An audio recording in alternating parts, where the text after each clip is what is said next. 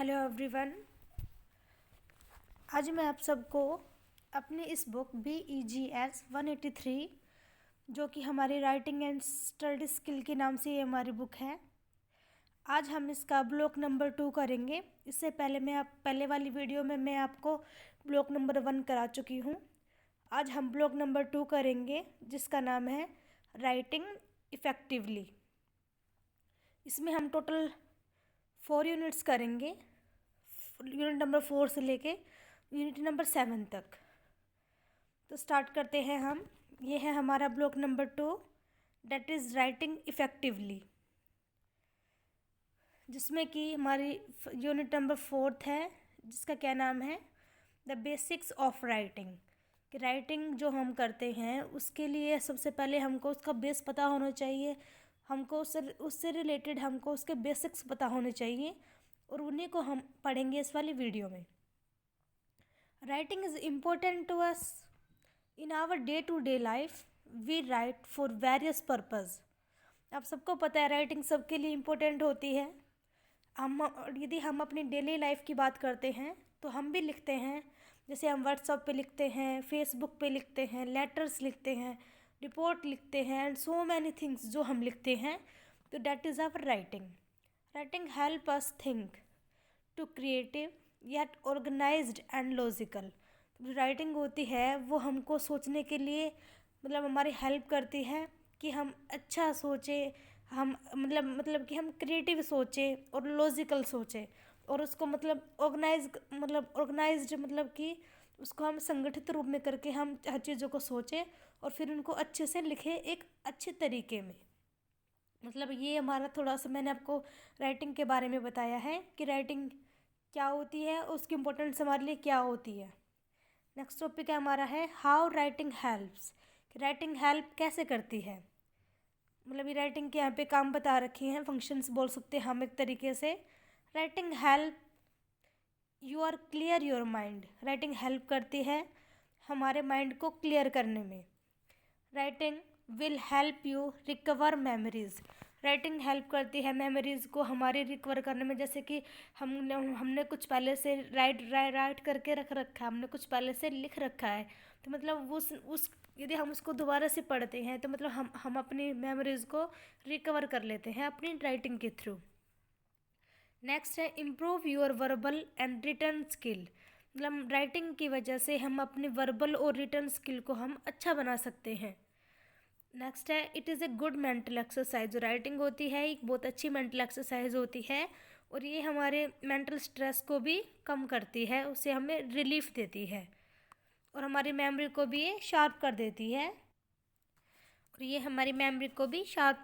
है नेक्स्ट हम देखते हैं इम्प्रूव सेल्फ एक्सप्रेशन। जो राइटिंग होती है वो इम्प्रूव करती है जो कि हमारे एक्सप्रेशंस होते हैं उनको। नेक्स्ट है help in deep and critical thinking. जो राइटिंग होती है वो हमारी हेल्प करती है डीप और क्रिटिकल थिंकिंग करने के लिए कि हम गहन सोचें और अच्छा सोचें। Writing can work as you best friend. Writing की कहा गया है, जैसे हम डायरी लिखते हैं तो बोलते हैं कि डायरी जो होती है वो हमारी बेस्ट फ्रेंड होती है। जो रिटर्न फॉर्म होती है वो हमारी बेस्ट फ्रेंड होती है क्योंकि क्योंकि उसको हम छुपो के लिखते हैं तो वो तो हमारी बेस्ट फ्रेंड हो जाती है, उससे हम सारी बातें कर सकते हैं अपने मन की बातें। तो इस टाइप से हम इसको बोल सकते हैं। अगर नेक्स्ट टॉपिक है कैन राइटिंग बी लर्न। क्या राइटिंग को सीखा जा सकता है। It is not true that peoples who are good at writing do not need to spend a lot of time learning to write, they are born writers. वो कह रहे हैं कि ये सच नहीं है कि जो राइटिंग में अच्छा है क्या उसे नीड नहीं है बहुत सारा टाइम राइटिंग को लिखने के सीखने के लिए। जो दे आर बोर्न राइटर्स, वो जन्म से ही राइटर्स होते हैं। This is not true that writing comes naturally to them. कि ये सच नहीं है कि राइटिंग जो होती है वो नेचुरली आती है। All good writers also keep learning. जो गुड राइटर्स होते हैं वो भी सीखते हैं, वो भी लर्न करते हैं हाउ टू राइट, कि कैसे लिखा जाए। And they constantly practice their skill, और वो लगातार प्रैक्टिस करते रहते हैं राइटिंग की अपनी अच्छी स्किल बनाने के लिए। So learning to write is essential to developing the writing skill.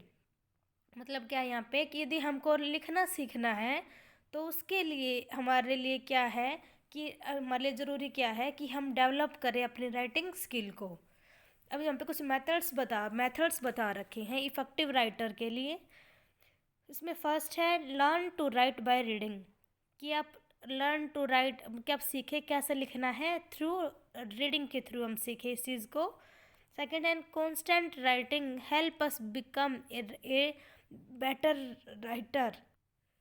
यहाँ पे बोल रहे हैं कि यदि हम कॉन्स्टेंट राइटिंग हम करते रहेंगे लगातार तो उसकी हेल्प से हम एक अच्छे राइटर बन जाएंगे। नेक्स्ट है अंडरस्टैंड द सब्जेक्ट और टॉपिक। जो हमारा टॉपिक है यदि हमको वो अच्छे से समझ है, हम उसको अच्छे से समझ गए हैं तो हम अच्छा लिख सकते हैं। Next is focused and precise on writing, मतलब फोकस करके ध्यान करके और एकदम सही लिखिए अपनी राइटिंग में, राइटिंग प्रोसेस को अच्छा बनाइए। नंबर 5 है एनहेंसिंग वोकैबुलरी, और अपनी वोकैब को भी अच्छा कीजिए, उसमें बढ़ोतरी कीजिए। इसमें यहाँ पे एक टॉपिक और दे रखा है आगे से एडिटिंग, कि एडिटिंग क्या होता है। एडिटिंग मीन्स करेक्टिंग एरर्स, कि एरर्स को हम गलतियों को ठीक करते हैं, विच इंक्लूडिंग मिस्टेक्स इन प्रोनाउंसिएशन भी हो सकती है, स्पेलिंग्स में भी हो सकती है, वर्ड चॉइस में भी हो सकती है, ग्रामर में भी हो सकती है और सेंटेंस सेंस में भी हो सकती है। मतलब कहने मतलब क्या, आप सबको पता है एडिटिंग करना क्या होता है। जहाँ पे हमें कुछ गलतियाँ रह गई हैं उनको हम ठीक कर लेते हैं, तो that is our editing. A good editor keeps an eyes for clarity conciseness and emphasise. मतलब जो एडिटर होता है वो क्या होता है, वो अच्छा एडिटर उसको कब बोलेंगे जब वो क्लियरिटी के साथ, कॉन्साइसनेस के साथ और एम्फेसाइज के साथ वो फोकस करेगा अपने टॉपिक पे। नेक्स्ट है प्रूफ रीडिंग क्या होती है। We must proofreading the final draft a couple of times. We must proofreading their writing. We should also check if we have formatted it appropriately and numbered the page.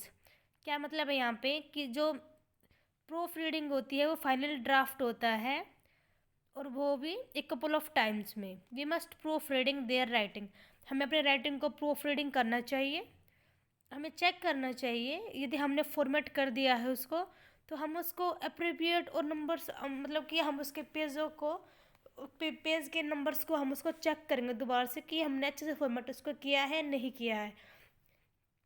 इसमें यहाँ पे एक point और दे रखा है thinking critically of your writing, कि हम अपनी राइटिंग को लिखते हैं तो हमको उससे पहले क्रिटिकली सोचना चाहिए कि किस प्रकार से हमको राइटिंग करनी चाहिए।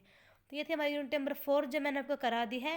अब हम करते हैं यूनिट नंबर 5 जो कि हमारे किस नाम से है, developing different types of paragraph. यहाँ पे हम पैराग्राफ की बात करेंगे कि पैराग्राफ होता है क्या है, उससे रिलेटेड हम जानेंगे। A paragraph is a piece of writing which is unified by an idea और ए थीम। पैराग्राफ आप सबको पता है, इसको हम हिंदी में अनुच्छेद बोलते हैं।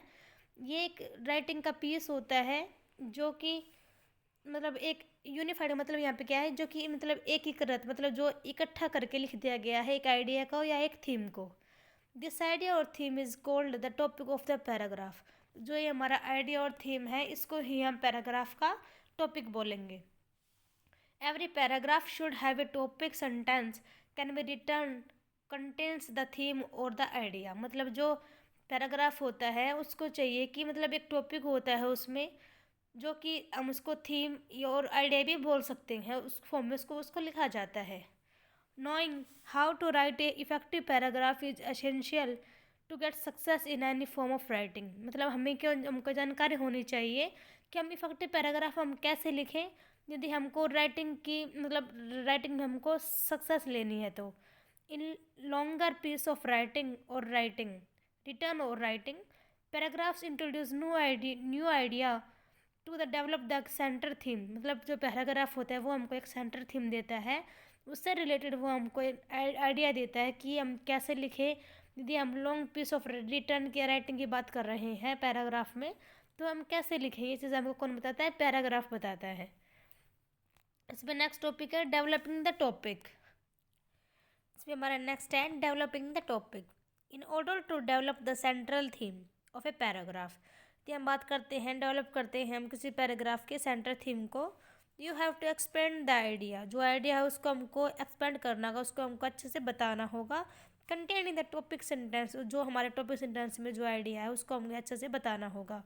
द आइडिया और the theme is expanded by, मतलब कैसे हम उस आइडिया को या थीम को हम एक्सपेंड कर सकते हैं, जैसे कि बाय एडिंग मोर इन्फॉर्मेशन, हम उसमें ऐड कर देंगे, हम उसको एक्सप्लेन कर देंगे, एग्जांपल्स देंगे उससे ही रिलेटेड हम, और हम उसको इलस्ट्रेशन कर देंगे, मतलब कि हम उसका चित्रण कर देंगे। इस टाइप से हम बता सकते हैं।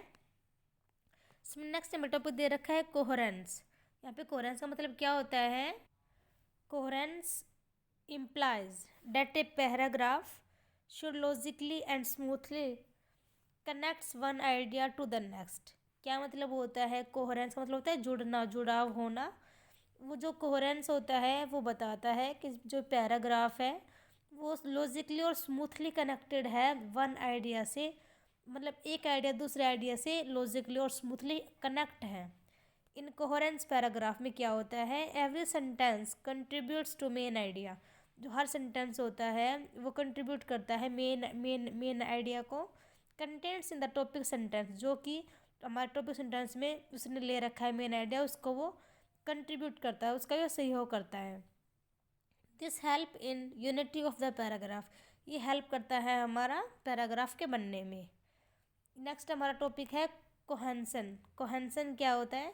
बाय यूजिंग कोहेंसन डिवाइसेस और सिंगल वर्ड्स और साइन पोस्ट बिटवीन सेंटेंस और at the beginning of the sentence we make a paragraph coherent.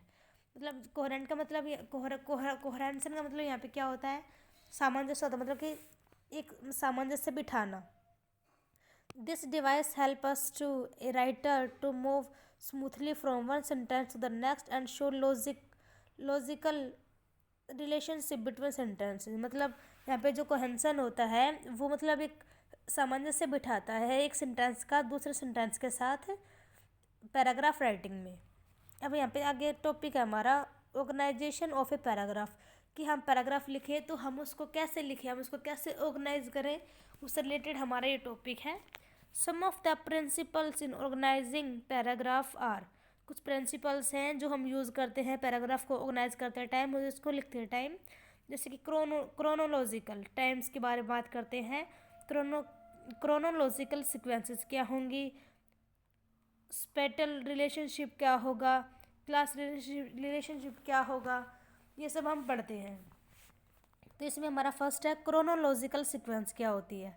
Chronological sequencing means arranging the events, इसमें हम इवेंट्स को अरेंज करते हैं in order in which they happen in the time and started with the first event going on the next and so on until the last event. मतलब हम इसमें हर मतलब हम इवेंट्स को हम एक ऑर्डर में हम उसको रखते हैं, जैसे कि स्टार्ट किया करते हैं हम फर्स्ट में, उसके बाद हम नेक्स्ट पे जाते हैं और लास्ट में हम लास्ट इवेंट तक हम पहुंच जाते हैं। मतलब हम उसको एक क्रोनिकल सीक्वेंस में हम उसको अच्छे से मैनेज करके रखते हैं पैराग्राफ को। नेक्स्ट हमारा है बायोग्राफिकल राइटिंग क्या होती है। In biographical writing the cues used to organize the details chronologicals are the dates mentioned in the text। मतलब यदि हम बायोग्राफिकल राइटिंग की बात करते हैं तो इसमें हमारे पास कुछ क्लूज़ होते हैं, कुछ क्यूज़ होते हैं जिनका हम यूज़ करके हम मतलब जैसे हमने डेट मेंशन कर दी टेक्स्ट में कि इस डेट को ये हुआ था, तो इससे हमें कुछ संकेत मिल जाते हैं, हमको कुछ क्लूज़ मिल जाते हैं। Most biographics and are organised sequentially in a clear time frame according to the dates of important events। मतलब हम इसको अच्छे से मतलब सिक्वेंटली हम इसको क्लियर कर पाएंगे, फ्रेम कर पाएंगे कि हाँ उस डेट को या वो इम्पोर्टेंट इवेंट है, क्योंकि हमने उसने पहले से मेंशन कर रखा है, वहाँ पे हमने पहले से टेक्स्ट में हमने डेट मेंशन कर रखी है, तो हमारे लिए ईजी हो जाएगा, क्लियर हो जाएगा। नेक्स्ट है narrative. Time sequence can be manipulated is more complex pieces of writing. According to the purpose in writing, we can move backward and forward through time। मतलब कि हम जब हम बात करते हैं पैराग्राफ की तो हम बैकवर्ड भी जा सकते हैं और हम फॉरवर्ड भी जा सकते हैं। हमारे पास एक सीक्वेंस होती है क्योंकि हमने सीक्वेंस पहले से बना रखी होती है, तो मतलब हमारे पास होता है एक कॉम्प्लेक्स पीसेस हैं राइटिंग के, जिन्हें जिन्हें हम बैकवर्ड भी जा सकते हैं और हम फॉरवर्ड भी जा सकते हैं। नेक्स्ट हमारा है process. Another type of writing which involves chronological sequencing is what is known as process analyze। कि हम प्रोसेस को एनालाइज कैसे करेंगे, नेक्स्ट स्टेप हमारा ये है। Like narration, a process is organised chronological. जो प्रोसेस होती है उसको भी क्रोनोलॉजिकल मतलब टाइम के अकॉर्डिंग उसको भी ऑर्गेनाइज किया जाता है। But here the natural time order is strictly followed. मतलब नेचुरली जो टाइम होता है उसको बहुत ही स्ट्रिक्टली फॉलो किया जाता है। इसमें नेक्स्ट हमारा है स्पेटल रिलेशनशिप क्या होता है, ये बात बताऊंगी मैं आपको अभी। Spatial relationship, paragraphs can be organised according to the space relationship. मतलब कि हम स्पेस के अकॉर्डिंग भी हम पैराग्राफ को ऑर्गेनाइज करते हैं। When we write about the location of a place, how a place is to be laid out, we should know the spatial relationship involves. मतलब यहाँ पे मतलब कि हम स्पेस के अकॉर्डिंग हम लिखते हैं, जैसे कि हमने किसी प्लेस की बात कर रहे हैं या फिर हम मतलब उस प्लेस पे हम कैसे पहुँचे इसके बारे में हम बात कर रहे हैं। तो मतलब यहाँ पे हम बात कर रहे हैं स्पेटल रिलेशनशिप की हम बात कर रहे हैं, मतलब किसी स्थान की हम बात कर रहे हैं। नेक्स्ट हमारा है class relationship. We classify objects और idea according to their similarities and differences. मतलब हम क्लास के अकॉर्डिंग हम उसको ऑब्जेक्ट्स को या आइडिया को हम क्लासीफाइड करते हैं, जैसे कि उसमें सिमिलरिटीज़ है, उसमें ये डिफरेंसेस हैं। Classification depends on the purpose of writing. जो क्लासिफिकेशन होता है वो डिपेंड करता है राइटिंग के पर्पज़ पर। We classify things on the basis of their character skills के अनुसार भी हम उसको क्लासीफाई कर सकते हैं। इन एकेडमिक राइटिंग यदि हम बात करते हैं तो क्लासिफिकेशन जो होता है वो बेस्ड होता है कन्वेंशंस पर and on the purpose of writing पर। यदि हम एकेडमिक राइटिंग की बात करते हैं तो हमारी क्लासिफिकेशन होता है वो डिपेंड करता है पर्पज़ ऑफ राइटिंग पर और कन्वेंशंस पर डिपेंड करता है हमारा राइटिंग प्रोसेस जो होती है। ये आगे हम बात करते हैं टाइप्स ऑफ पैराग्राफ के। पैराग्राफ के कौन कौन से टाइप होते हैं। जो पैराग्राफ होता है उसको यदि हम उसके डेवलपमेंट की बात करते हैं तो उसके बहुत सारे तरीके होते हैं जो कि डिपेंड करते हैं उसके पर्पज़ पर, टॉपिक पर एंड काइंड ऑफ रीडर पर। इसके लिए कुछ मेथड्स बता रखे हैं। The methods of paragraph development can be divided into two broad categories में उसको मतलब उसको हम क्लासीफाइड कर रखा है, जिसमें कि फर्स्ट क्या है, methods which stay strictly with in the scope of the topic. मतलब एक तो ऐसा मेथड जिसको हम मतलब टॉपिक के लिए हम स्कोप में यूज़ कर रहे हैं, जैसे इलस्ट्रेशन मेथड हो गया, मतलब कि किसी चीज़ का हम जैसे चित्रण करते हैं। डिस्क्रिप्शन हो गया, वर्णन करते हैं, definitions and cause and effect को मतलब हम यूज़ करते हैं इस टाइप से। ये हमारा फर्स्ट हो गया मेथड। सेकंड मेथड क्या है, methods which involves a second topic such as comparison and contrast. मतलब सेकंड हमारा क्या हो गया यहाँ पे कि यदि हम किसी को कंपैरिजन करके बता रहे हैं, हम किसी को कॉन्ट्रास्ट करके बता रहे हैं, तो ये हमारा सेकंड मेथड हो गया है। इसमें हम सबसे पहले फर्स्ट देखते हैं इलस्ट्रेशन क्या होता है। मतलब कि आपको सबको पता होता है क्या होता है, चित्रण करना होता है। Illustration is expressed in different ways, sometimes through examples और थ्रू पिक्चर्स, फिगर्स और tables. We can use illustration in different way. हम बहुत अलग अलग तरीके से किसी वस्तु का हम इलस्ट्रेशन कर सकते हैं, हम उसका चित्रण कर सकते हैं। नेक्स्ट हमारा है डिस्क्रिप्शन मतलब कि वर्णन करना। Description are concerned with details, detail के साथ ये कंसर्न रहता है। With describe peoples, places, objects, habits and conditions as well as scenes such as accidents. मतलब बहुत सारे टॉपिक्स होते हैं जिनका हम वर्णन करते हैं, जिनको हम डिस्क्राइब करते हैं। Larger and more precise vocabulary make the descriptive writing better. मतलब जो हम यूज़ करते हैं लार्जर और जो हम एकदम बिल्कुल सही जो वोकैब यूज़ करते हैं वो हमारी डिस्क्रिप्टिव राइटिंग को बहुत ही अच्छा बना देता है। नेक्स्ट हमारा है कोज एंड इफेक्ट। जो ये वाला टॉपिक है यहाँ पे इसको करेंगे हम अभी, कोज एंड इफेक्ट को करेंगे। जैसे ये रहा कोज एंड इफेक्ट यहाँ पे। Paragraph can also be developed by using the techniques of cause and effect के थ्रू भी हम पैराग्राफ को डेवलप कर सकते हैं। There may be a single cause और सेवरल कोजेज मतलब एक कोज भी हो सकता है और बहुत सारे कोज भी हो सकते हैं। While writing about effects there should be clarity. जब हम इफ़ेक्ट के बारे में बात करते हैं तो हम क्लियरिटी की बात करेंगे। Whether it has a single effect और सेवरल इफेक्ट, हम देखेंगे कि यहाँ पे सिंगल इफेक्ट पड़ रहा है या फिर यहाँ पे बहुत सारे इफेक्ट है, इस चीज़ को हम ध्यान में रखेंगे। नेक्स्ट हमारा है इसमें डेफिनेशन। डेफिनेशन क्या होती है, आप सबको पता है डेफिनेशन क्या होती है। The simplest way to define a term is by giving a synonyms और the by placing the word in a general class and then different it from others in that class. मतलब किस चीज़ को हम simple way में बता देते हैं, मतलब परिभाषित कर देते हैं, तो वही हमारा डेफिनेशन होता है। We also write the definition of the term और द कॉन्सेप्ट टू एक्सप्लेन। हम क्यों लिखते हैं, हम डेफिनेशन उस चीज़ को हम एक्सप्लेन करना चाहते हैं, इसी वजह से हम डेफिनेशन को लिखते हैं। इसमें नेक्स्ट है comparison and contrast. In comparison and contrast we develop a topic. एक टॉपिक हम बनाते हैं बाय शोविंग, दिखाते हैं how two things are alike और हाउ दे आर डिफरेंट। मतलब आपको पता है कंपैरिजन क्या होता है, तुलना करना होता है, जिसमें हम बताते हैं कि कैसे ये दो चीज़ एक दूसरे से अलग है या एक दूसरे के जैसी है। तो हम एट लास्ट में बात करें तो most pieces of writing requires more than one paragraph. मतलब सिर्फ एक चीज़ की बात नहीं करते हम राइटिंग में, बहुत सारी चीज़ों की हम बात करते हैं पैराग्राफ में। Knowing how to write effective paragraph is essential to get success in any form of writing. मतलब यदि हम अच्छा पैराग्राफ लिखना चाहते हैं, यदि हम इफेक्टिव पैराग्राफ लिखना चाहते हैं, तो हमको ये नहीं है कि हम मतलब कि हमको बस पैराग्राफ आने चाहिए, नहीं, हमको अनदर फॉर्म्स भी आने चाहिए राइटिंग की। तो इसके बाद हम अपना करेंगे यूनिट नंबर 6।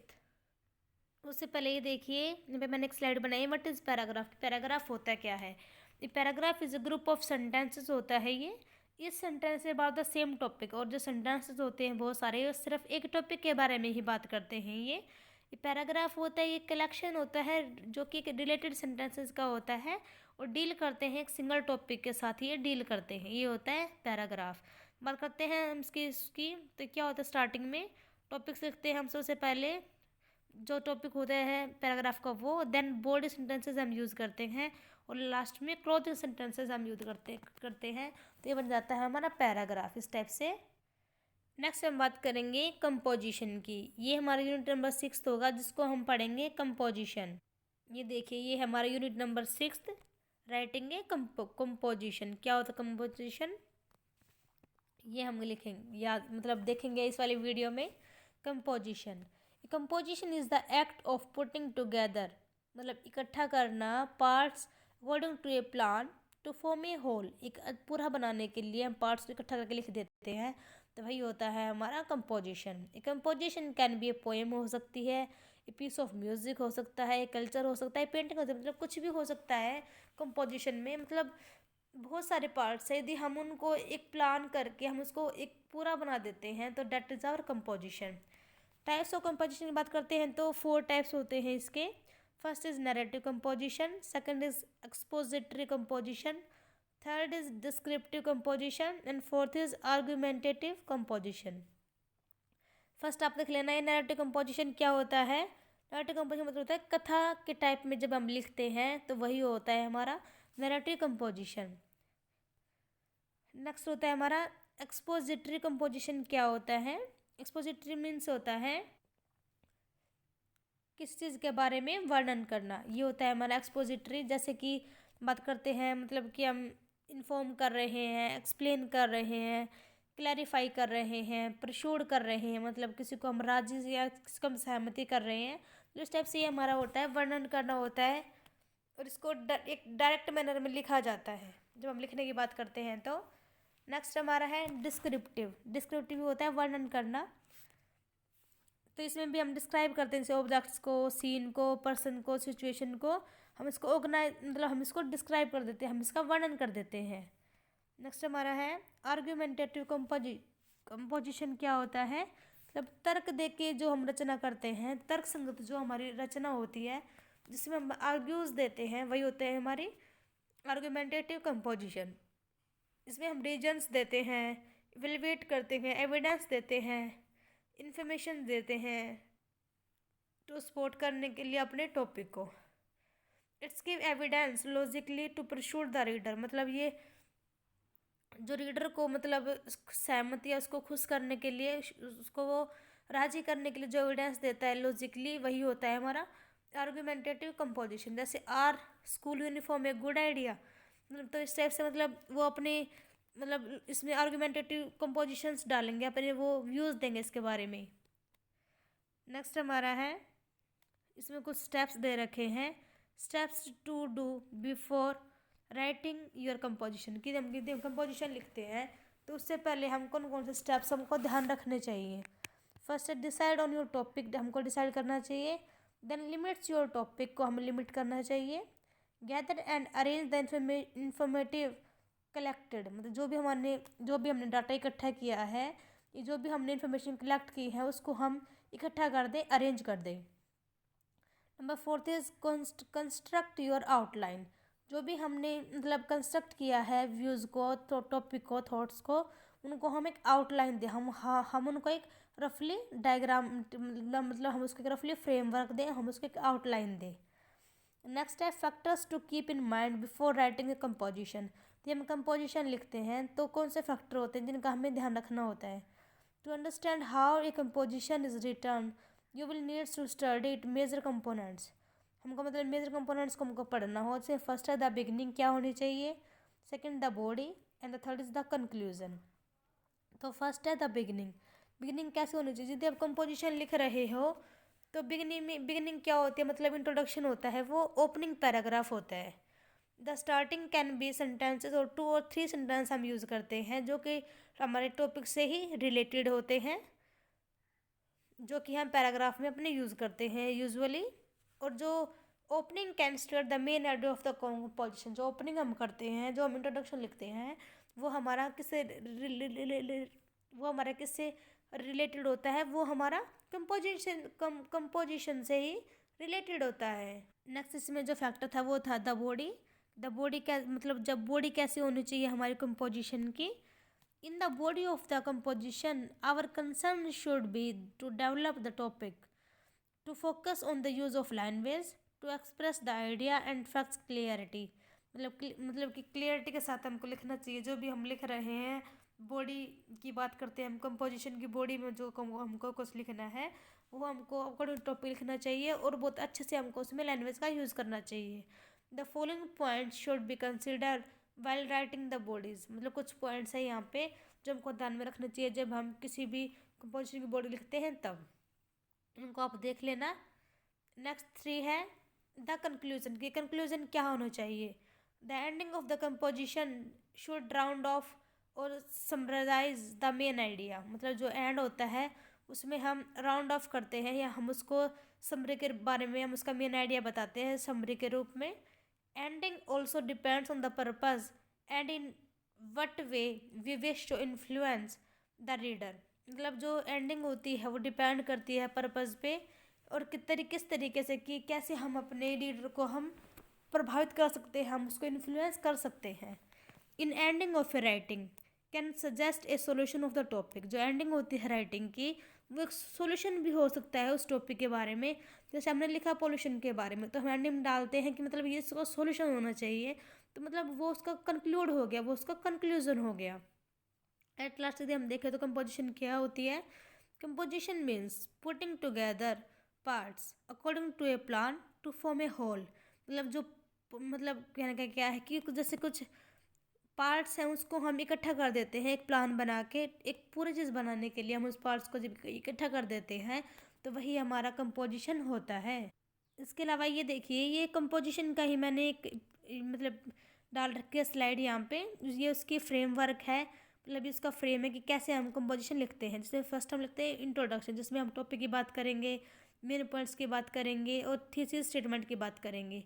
देन पैराग्राफ 1 आ जाता है, मतलब 3 पैराग्राफ हम लिखते हैं और लास्ट में हम कंक्लूड कर देते हैं अपनी कंपोजिशन को। तो ये उसका मतलब एक फ्रेम है कंपोजिशन लिखने का।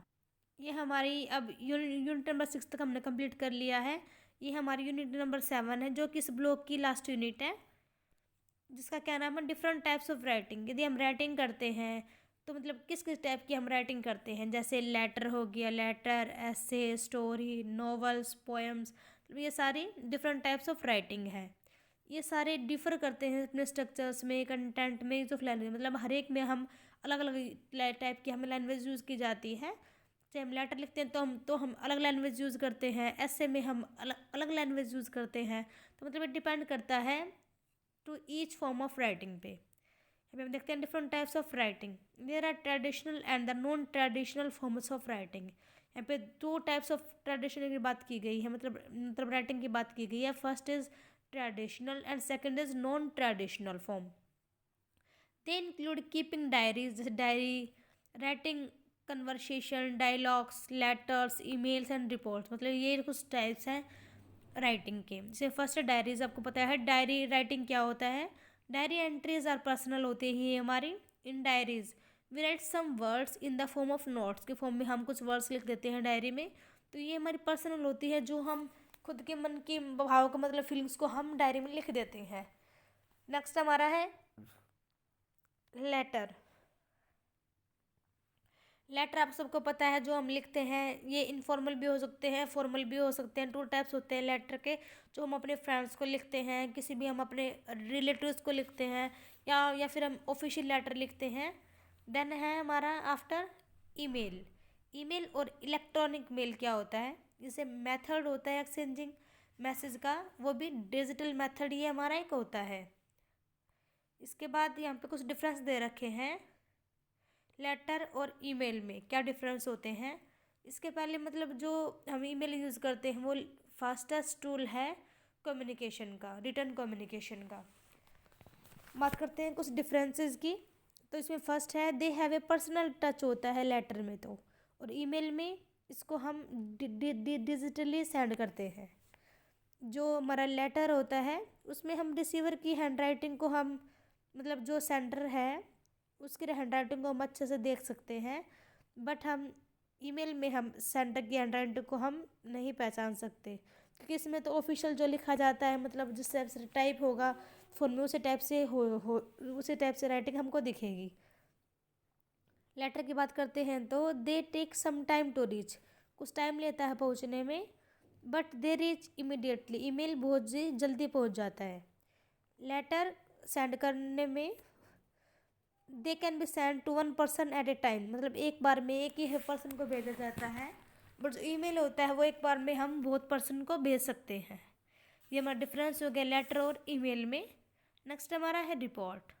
रिपोर्ट क्या होती है।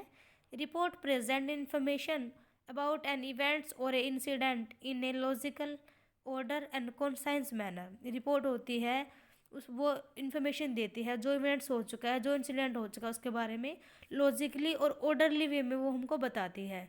The report am at informing the reader, inform करती है रीडर को about things that they do not know, जिसको वो नहीं जानते। एक रिपोर्ट में हर डिटेल होती है। तो ये बात मतलब हम किसकी कर रहे हैं, रिपोर्ट राइटिंग की। जैसे ये देखिए यहाँ पे एक रिपोर्ट राइटिंग का मैंने आपके लिए एग्जांपल डाल रखा है कि रिपोर्ट राइटिंग क्या होती है, क्योंकि हमारे इस एग्ज़ाम में रिपोर्ट राइटिंग आएगी, मे बी 6 या 7 मार्क्स की ये आएगी। वो आपको कोई भी टॉपिक दे देगा और उससे रिलेटेड आपको रिपोर्ट लिखनी होगी। जो रिपोर्ट होती है ये हमेशा पास्ट टेंस में लिखी जाती है, क्योंकि हम जो पहले हो चुका है हम उसके बारे में ही किसी अदर को बताते हैं, इसमें हम हमेशा थर्ड पर्सन यूज़ करते हैं। और ये रिपोर्ट का एग्जाम्पल है, इसको आप अच्छे से देख लेना, क्योंकि हम सब इसको पहले कर चुके हैं अपनी प्रीवियस क्लासेस में।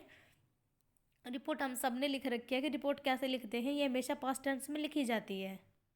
इसके अलावा यहाँ पे एक टॉपिक और दे रखा है फॉर्म्स ऑफ राइटिंग, कि राइटिंग की फॉर्म्स कौन कौन सी होती हैं। There are different forms of writing, writing की बहुत सारी फॉर्म्स हो सकती हैं। Each forms has a unique structure हो सकता है, and it is important to know the difference between them. बहुत इंपॉर्टेंट हो जाता है कि हमारे हम डिफरेंस कर पाएँ इन सब में। जैसे कि फॉर्म्स कौन कौन से होते हैं, डिस्क्रिप्टिव फॉर्म राइटिंग होती है, एक्सपोजिटरी राइटिंग होती है, नैरेटिव राइटिंग होती है, परसुएसिव राइटिंग होती है, मतलब इस टाइप से हम राइटिंग कर सकते हैं। तो ये मैंने आपको कराया, हमारा ब्लॉक नंबर 2 कंप्लीट हो गया है। मैंने आपको इसकी 4 यूनिट्स कराई हैं चैप्टर वाइज। तो आप आई होप कि आप सबके लिए ये सब कुछ हेल्पफुल रहे। इसमें मैंने आपको पहले हमने ये की थी unit number 4 the basics of writing. Then हमने इसके टॉपिक कुछ और किए थे, टॉपिक उन्होंने दे रखे थे ये वाले। देन हमने इस वाले चैप्टर को हमने क्लोजिंग की थी इस वाले चैप्टर की। फिर हमने चैप्टर क्या था अपना, chapter number 5 developing different types of paragraph, जिसमें हमने पैराग्राफ के बारे में देखा था कि कैसे हम पैराग्राफ लिखते हैं। देन हमने यहाँ पे कोहेरेंस और कोहेंशन देखा था क्या होता है। और फिर हमने एक देखा था ऑर्गेनाइजेशन ऑफ पैराग्राफ कि कैसे हम पैराग्राफ को बनाते हैं या कैसे हम उसको लिखते हैं। इससे रिलेटेड ये कुछ एलिमेंट्स थे जो हमने, या कुछ प्रिंसिपल थे जो हमने देखे। इसके अलावा हमने टाइप्स ऑफ पैराग्राफ देखे कौन कौन से होते हैं। इसमें जैसे इलस्ट्रेशन हो गया, डिस्क्रिप्टिव हो गया, कोज एंड इफेक्ट हो गया, कंपैरिजन एंड कॉन्ट्रास्ट भी हो सकता है, डेफिनेशन हो गया। तो मतलब इस टाइप से ये हमारा ये चैप्टर भी हमारा कंप्लीट हो गया था। इसके बाद हमने अपना किया था chapter number 6 writing a composition, हमने देखी कि कौन कौन से टाइप्स होते हैं कंपोजिशन के तो उसमें हमने देखा था एक्सपोजिटरी, डिस्क्रिप्टिव, आर्गुमेंटेटिव। देन हमने कुछ स्टेप्स देखे थे कि यदि हम कंपोजिशन लिख रहे हैं तो कौन से स्टेप्स हमको फॉलो करने चाहिए। इसमें कि द बिगिनिंग था, द बॉडी द कंक्लूजन, ये कुछ हमने स्टेप्स किए थे। आफ्टर डैट हमने यहाँ पे मतलब इस वाले चैप्टर को भी हमने कंप्लीट कर लिया था। देन हमने अपना चैप्टर नंबर 7 स्टार्ट किया था डिफरेंट टाइप्स ऑफ राइटिंग, जिसमें हमने देखा डायरीज, लेटर, ईमेल। इसके अलावा हमने यहाँ पे एक स्लाइड मिस हो गई है। यहाँ पे हमने देखा था लेटर और ईमेल में हमने यहाँ पे डिफरेंस किया था। देन हमने रिपोर्ट देखी, रिपोर्ट कैसे लिखते हैं। मैंने आपको रिपोर्ट का एग्जांपल भी दिखाया है एक कि रिपोर्ट हम हमेशा पास्ट टेंस में लिखते हैं, इसमें हम हमेशा थर्ड पर्सन यूज़ करते हैं। और ये हमेशा मतलब जो पहले बीत चुका है उसके बारे में रिपोर्ट लिखी जाती है। मैंने आपको ये बताया। लास्ट टॉपिक हमने ये किया फॉर्म्स ऑफ राइटिंग क्या होती है, कि कौन कौन से राइटिंग की फॉर्म्स होती हैं। इसके अलावा मैंने आपको स्लाइड दिखाई थी पैराग्राफ की। देन हमने ये देखी थी कंपोजिशन का, हमने ड्राफ्ट देखा था, फ्रेम देखा था कि कैसे हम कंपोजिशन को लिखते हैं। और ये हमारा ब्लॉक नंबर 2 कंप्लीट हो जाता है। इसके बाद मैं एक नेक्स्ट वीडियो डालूंगी जिसमें हम ब्लॉक नंबर 3 कंप्लीट कर लेंगे। Thank you everyone.